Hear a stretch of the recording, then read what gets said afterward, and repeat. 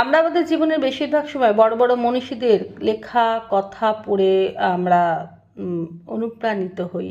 আমাদের জীবন দর্শন আসে, আমাদের মার্গদর্শন আসে, আমরা প্রভাবিত হই, আমরা জীবনের পথে এগোই। একটু ঘাড় ঘুরে যদি বনের দিকে তাকানো যায়, তাহলে বনের এমন কিছু পশু পাখি আছে যারা কিন্তু তাদের জীবনের রোজকার তাদের যে জীবন ধারা, তাতে আমাদেরকে প্রচুর শিক্ষা দিয়ে যায়। প্রথম হচ্ছে বাজ। এই বাজ সবসময় একলা থাকে, ভিড়ের মধ্যে কখনো থাকে না, কিন্তু নিজের কাজ সে ঠিক করে নেয়।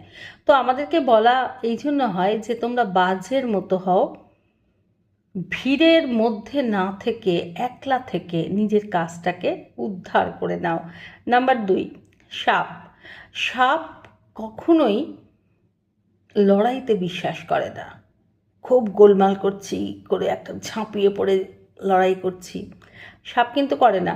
সাপ নিস্তব্ধে নিজের কাজটি সারে। সাপের চোখ দেখলে বোঝা যায় সাপের চোখ কতটা শীতল এবং সে কতটা ডিটারমাইন্ড ওই কাজটা করার জন্য। সাপ আমাদের কি শেখায়? যে তুমি সাপের মতো হও, যাতে করে কোনো মানুষ তোমার সাথে গোলমাল করার আগে বুঝতে পারে যে তুমি ওপর থেকে ঠান্ডা দেখলেও ভেতর থেকে কতটা শক্তিশালী। নাম্বার 3, সিংহ।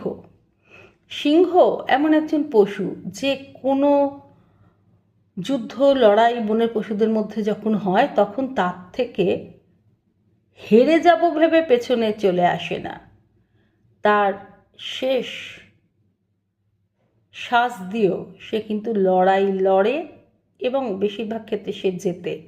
তবেই তাকে বনের রাজা করা হয়েছে, কারণ তার মধ্যে এই কোয়ালিটিটা আছে যে যুদ্ধের ময়দানে যুদ্ধ জেতাটাই আমার উদ্দেশ্য, পালিয়ে যাওয়াটা নয়। নাম্বার 4, শৃগাল।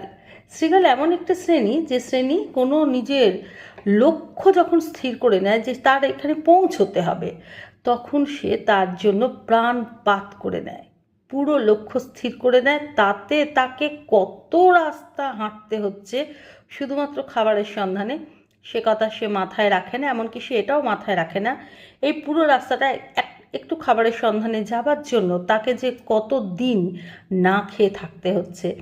এই শিক্ষা আমাদের নেওয়া উচিত যে আমরা জীবনের লক্ষ্য যেখানে স্থির করব, তাতে আমাদের যদি অভুক্তও থাকতে হয় আমরা থাকব, কিন্তু আমরা আমাদের লক্ষ্য পূরণ অবশ্য করে করব।